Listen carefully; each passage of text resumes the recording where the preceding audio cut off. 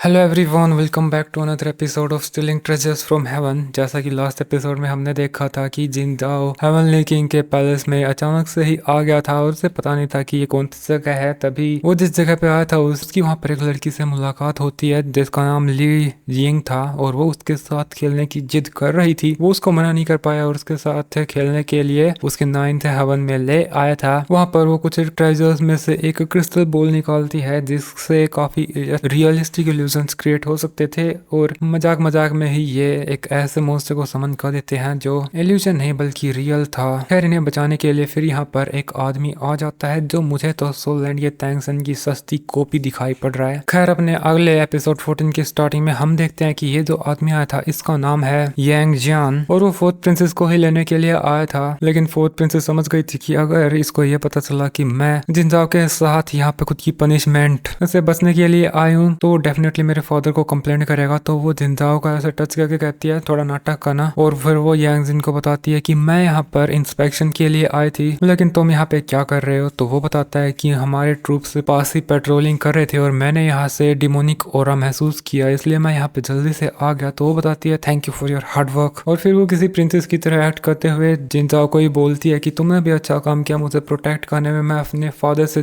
Definitely तुम्हारे बारे में बात करूंगी और तुम्हें रिवॉर्ड करने के लिए कहूंगी। तो चलो मैं यहाँ से जाती हूँ, बाय बाय। और वो यहाँ से चली जाती है और जिंदाओ उसके जाने के बाद एक ही बात बोलता है, बड़ बोली कहीं की। बट उसके पीछे से यांग जियान अपीयर होता है और वो कहता है बहुत प्रिंसेस आज तक कभी इंस्पेक्शन के लिए नहीं गई और वो किसी भी अनजान आदमी से इतना फ्रेंडली तो एक्ट बिल्कुल भी नहीं करती। क्या तुम मुझे बताओगे तुम्हारे बीच में कुछ चल तो नहीं रहा। तो वो बताता है नहीं, तुम कुछ ज्यादा ही सोच रहे हो, हर कोई यही बातें क्यों सोचता है। लेकिन यांग जियांग बिल्कुल समझ गया था कि सच में भाई तुम तो कमाल किए हो, आज तक हम में से भी किसी की फोर्थ प्रिंसेस पे डोर डालने की हिम्मत नहीं हुई। ब्रदर मुझे आज काफी ज्यादा काम इसलिए मैं जा रहा हूँ लेकिन मैं फिर से तुमसे कुछ ज्ञान फ्लर्टिंग का ज्ञान लेने के लिए वापस जरूर आऊंगा, बाय बाय फ्रेंड। और फिर वो भी चला गया। जिंजा भी बोलता है मुझे भी काफी टाइम हो गया और मुझे चलना चाहिए। तो वो भी गायब। इसके बाद उसे हॉस्पिटल के अंदर होश आ जाता है और यहाँ पर हम शियानचू और यूनशैंग को उसके रूम में देखते हैं। उसे होश आता देख कर यूनशैंग उसके पास आते हुए बोलता है, खुद का नाम बताता है कि मैं क्यों यिनचू हूँ और मैं तुम्हें हमारी टीम को ज्वाइन करने के लिए इनवाइट करना चाहता हूँ। जिनसा फिर उनसे पूछता है कि मैं तो ऑलरेडी से एक टीम में हूँ तो तुम लोग मुझे रिक्रूट क्यों करना चाहते हो। तो वो बताते हैं कि तुमने उस डीमन कैट इंसिडेंट में काफी अच्छा परफॉर्म किया है और हम तुम्हारी स्ट्रेंथ से काफी इंप्रेस हुए हैं और वैसे भी तुम्हारी वजह से हम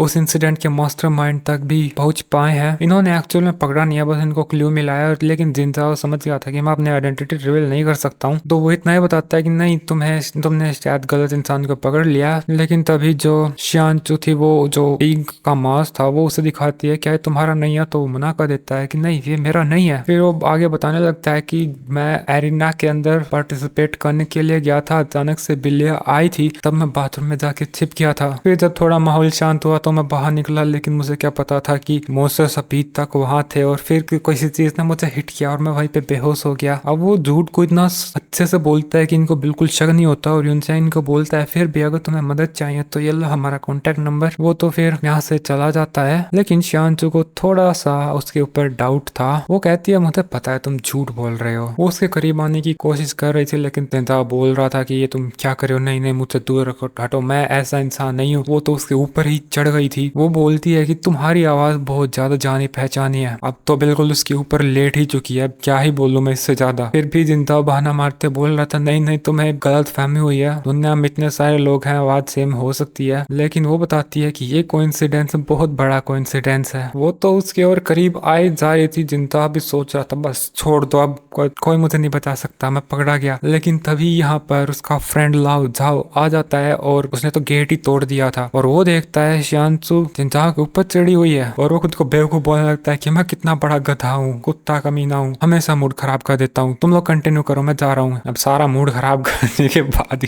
क्या ही करना था। शियानचू बोलती है हम फिर मिलेंगे और वो भी यहाँ से फिर चली जाती है। फिर लावजा उसके पास आके बोलता है कि तुमने मुझे बताया क्यों नहीं, इतनी खूबसूरत लड़की तुम्हारी गर्लफ्रेंड है कौन है, तुमने मुझे पहले इससे कभी मिलवाया क्यों नहीं, मेरी भी सेटिंग कराओ ना। लेकिन जिंदा उसे बताता है कि मैं तो इसे जानता भी नहीं है कौन है। लेकिन वो समझ गया था कि तुम तो काफी ज्यादा हरामखोर हो, कुछ भी शेयर नहीं करते अपने दोस्त के साथ। फिर वो उसे पूछता है खैरियत छोड़ो, तुम मुझे बताओ कि तुम कैसे हो, ठीक हो कि नहीं हो, कुछ मदद चाहिए। तो वो बताता है कि नहीं मैं ठीक हूँ। इसके बाद हमें दिखाया जाता है कि जिंदा हॉस्पिटल से बाहर आ गया था और वो सिस्टर लियोयुन के साथ जा रहा था, उससे बातचीत कर रहा था। लियोयुन को कुछ भी नहीं पता था कि जिनजाओ पिछली रात कहाँ पे था, इसलिए वो काफी ज्यादा गुस्से में थी। बस वो तो इतना ही बताता है कि मैं अपने फ्रेंड के साथ ड्रिंक करने गया था, तो वो नाराज हो जाती है। वो कहता है कि चिंता मत करो, आगे से मैं ड्रिंक नहीं करूंगा। लेकिन तभी जिनजाओ को महसूस होता है कि कोई उनका पीछा कर रहा है, और वो सिस्टर लियोयुन को बोलता है कि चुप रहना थोड़ी देर, और फिर उसे सुनसान गली की तरफ लेके जाता है। तो जो लड़का इनका पीछा कर रहा था वो भी उस तरफ आता है, लेकिन उसने उनको खो दिया था। लेकिन जिनजाओ और सिस्टर लियोयुन कहीं गए नहीं थे, बल्कि वे ऊपर ही चढ़ गए थे बिल्डिंग पे एक दूसरे पे। लियोयुन इस आदमी को देख के बोलती है कि मैंने शायद उस आदमी को पहले भी कहीं देखा है। इसके बाद 2 दिन बीत जाते हैं और हम उसी आदमी को देखते हैं जो फिर से किसी लोकेशन पर था, और यहाँ पर उसके साथ काफी सारे और भी लोग मौजूद थे। और यहाँ पे अपने दोनों हीरोज आते हैं चोरी छिपे, जिनजाओ और जोरेन। वे काफी सावधानी से एक एक गार्ड को फिनिश करते हुए बढ़ रहे थे आगे। कोई भी आता तो ये लोग छिप जाते। फिर ये लोग बिल्डिंग के अंदर एंटर कर जाते हैं। जब ये लोग मेन रूम के सामने पहुंचते हैं तो जोरेन उसका जो स्फीयर था वो निकाल लेती है और सीधा उस रूम के अंदर घुस जाती है और लोगों को धमकाने लगती है, और सारे ही लोग फिर यहाँ से भाग जाते हैं। लेकिन यहाँ पर वो आदमी मौजूद था जो सिस्टर लियोयुन का पीछा कर रहा था। वो चिल्लाते हुए बोलता है कि तुम लोग कौन हो, मैंने तो तुम्हें कभी भी प्रोवोक नहीं किया। तो जिनजाओ बोलता है अच्छा। फिर वो उसका मास्क उतार के उसे खुद का चेहरा दिखाता है। वो बताता है कि तुम मेरा चेहरा तो अच्छे से जानते होगे, तुम हमें फॉलो कर रहे थे, बताओ क्यों। तो वो आदमी स्माइल करने लगता है, कह रहा था कि नहीं, वो बस अनजाने में हुआ था। जिनजाओ फिर उसके हाथ को खुद के पैर से प्रेस करता है, तो वो दर्द में कराते हुए बोल देता है कि मैं तुम्हारा पीछा नहीं कर रहा था, बल्कि वो तुम्हारे साथ लड़की थी उसका पीछा कर रहा था। हमें बस उसकी फोटो मिली थी और उसका पीछा करने के लिए बोला था किसी ने, हमें नहीं पता कौन था, हमें जाने दो। तो जिनजाओ समझ गया था कि कोई